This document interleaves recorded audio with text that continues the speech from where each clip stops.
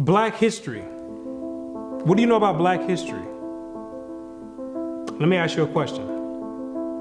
Prior to the transatlantic slave trade in the 1600s, what was your nationality? What did you call yourself?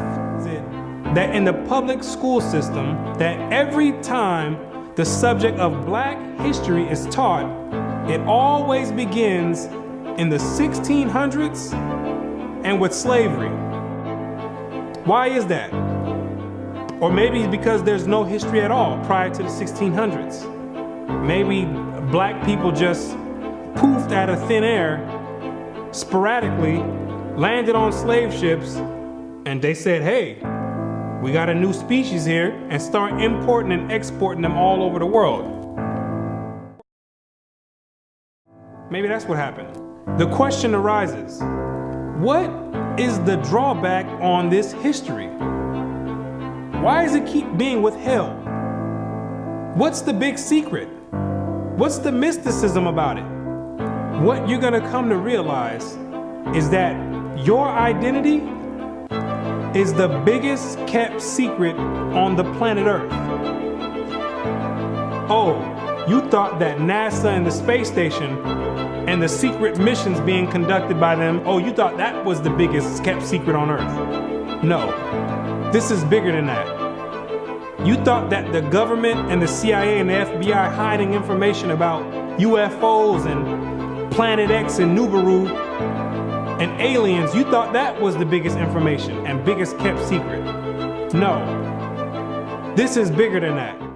Ham, the youngest son of Noah, born probably about 96 years before the flood, and one of 8 persons to live through the flood.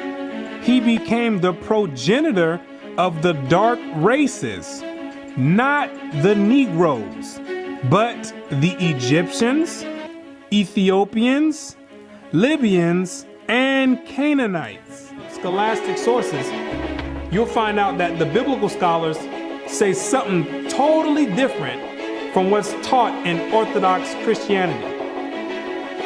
What do they mean by Ham is the father of the dark races but not the Negroes? The Negroes themselves are a dark race of people, so how can you say that Ham is the father of all these dark races and exclude the Negroes? What are the biblical scholars trying to convey? What the biblical scholars are saying is that you're not African. There's only 4 families according to the Bible that make up the native population of Africa, or the land of Ham. And the biblical scholars know that you don't descend from any one of those 4 families.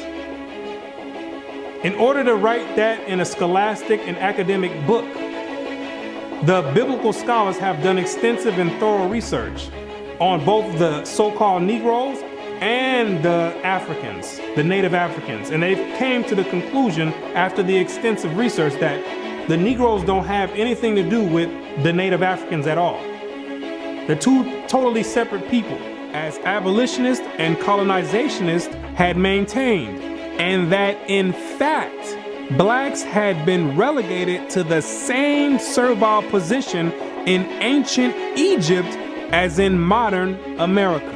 But what Dr. Morton did discover is that the Negroes that were serving slavery in America served the same position and servitude in ancient Egypt. When they matched other skulls and other cranial remains in Egypt, they said these are exact matches. So what are the scholars saying? What you're gonna find out is that they're saying that you are the biblical Israelites. Yes, you're the same exact people that served slavery in the land of Egypt. You're the same exact people that God sent Moses to go redeem under the hand of Pharaoh. You're the same exact people. And when you read the Bible, you'll find out that slavery is a central theme in the Bible. It's a reoccurring theme with the Israelites. The Israelites cannot run away and get away from serving slavery. It continues to happen over and over, all the way up until today.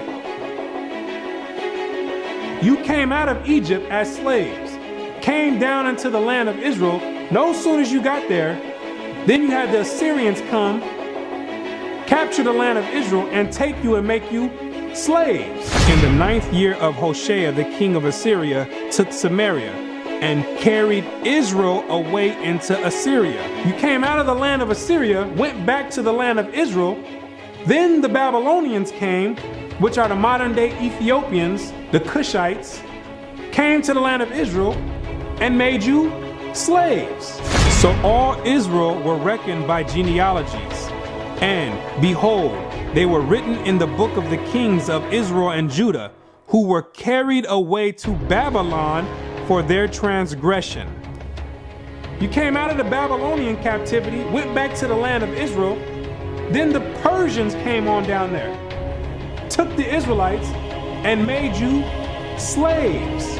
For we were bondmen, yet our God hath not forsaken us in our bondage, but hath extended mercy unto us in the sight of the kings of Persia. You came back from the Persian Medo captivity, went back to the land of Israel, rebuilt the temple up. Then the Greeks came on down there, took you and made you slaves, and to entreat them that they would take the yoke from them. For they saw that the kingdom of the Grecians did oppress Israel with servitude. After you came from the Greek captivity, you went back into the land of Israel, rebuilt the temple because the Greeks were sacrificing swine and pig on the altars. No sooner as you came back to the land of Israel, then the Romans came and had you during the time of Christ as slaves. It was so much slavery going on with the Israelites that Jeremiah himself had to ask, is Israel just put on earth just to be slaves? Is that your whole purpose? Just to be servitude to other nations? Is Israel a servant? Is he a homeborn slave? Why is he spoiled? So you might be asking yourself, if the so-called Negro is part of the 12 tribes of Israel, how in the world did you get to the west coast of Africa? And when ye shall see Jerusalem compassed with armies, then know that the desolation thereof is nigh. This is Christ right here speaking to the Israelites. He says, when you see Jerusalem compassed or surrounded by the Roman armies, then know that the desolation or the destruction of the land of Israel is getting ready to happen. The Romans getting ready to come in here and tear some stuff up. Then let them which are in Judea flee to the mountains, and let them which are in the midst of it depart out. And Christ says, when you see the Romans coming in, you better get ready to flee into the mountains. And what you're going to realize is that the mountains that he was talking about was the land of Africa. It was the same exact place that Mary and Joseph took Jesus when they were fleeing from Herod when he was trying to come find Jesus to kill him. They went right into Africa. And the Israelites went into Africa as well, fleeing from the Romans. In the year 65 BC, the Roman armies under General Pompey captured Jerusalem. In 70 AD, General Vespasian and his son Titus put an end to the Jewish state with great slaughter. During the period from Pompey to Julius, it has been estimated that over 1 million Jews fled into Africa, fleeing from Roman persecution and slavery. The slave markets were full of black Jewish slaves. Over 1 million of you Israelites fled from the land of Israel into the land of Africa, running away from the Romans because the Romans was coming to put slaughter to the Israelites. The ones that didn't take heed to the prophecy of Christ when he said you better leave and go to the mountains, go to Africa. When they got caught by the Romans, they were taken back to Europe and sold in slavery and put in servitude and became gladiators, put in the lions' dens. The pagans and the Romans attacked the Jews indiscriminately. Both the Jewish soldiers and the uninvolved peaceful population without mercy. As a result of this merciless attack, many Jews fled to those parts of Northwest Africa known as Tunisia, Algeria, Morocco, and Mauritania. Many other Jews fled to other areas where Rome did not have any jurisdiction. This was to the region of the south, the Sahara Desert, and the Sudan. Grazel says, such is the explanation of how the Sahara Desert first acquired Jewish tribes, toughened by a fighting tradition and possessed of physical characteristics, black, which it is said still makes them approximate very closely the original Jewish population of Palestine. And after migrating from Israel and dwelling on the northwestern parts of Africa, after you were fighting vigorously with the Romans, you had no choice but to start migrating to the southern regions of Africa, where the Romans didn't have any jurisdiction. Because the Romans were relentless and they were adamant about putting all Israelites to death. So in order to get any type of peace, the Israelites had to start migrating to the sub-Sahara parts of Africa. The scholars know this for a fact. The biblical scholars know this for a fact. They know all the history of the Israelites and their migration patterns. They changed. In the 1930s, the historians went over there and still found Israelites over there that didn't get captured in the slave trade, still practicing the Hebraic faith, still knowing who they were. With a Torah, which is the first 5 books of Moses, written in Aramaic. That's the ancient language. And it's a shame that they have to burn it in hot iron so the European colonialists don't come over there tampering with it and taking the evidence and trying to hide the history.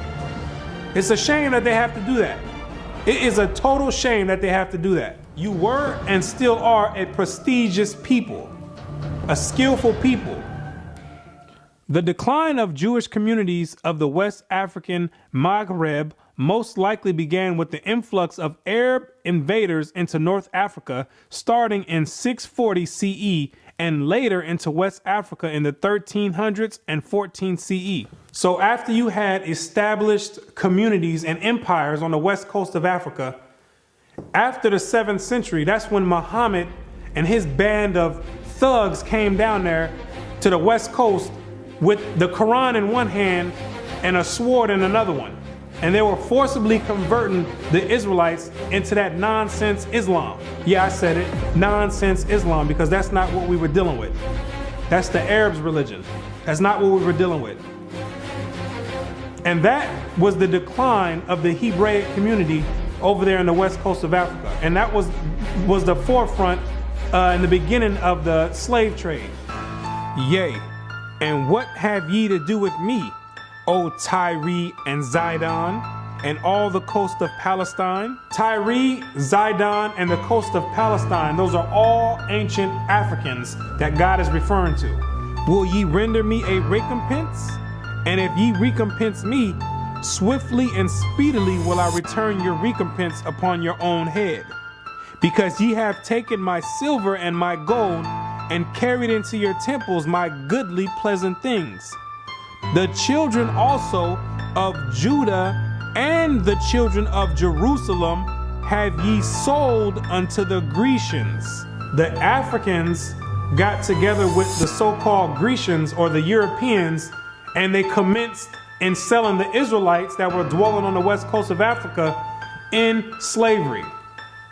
There's your slave trade right there in the Bible. Some made captives again. In ships they came, enslaved, hated, crucified. Another nation built in shame. 400 years served Elohim's perfect time. Descendants of martyrs redeemed with signs. Misunderstood faithfulness in nations they gave faith in the Most High to bless the descendants of the slaves.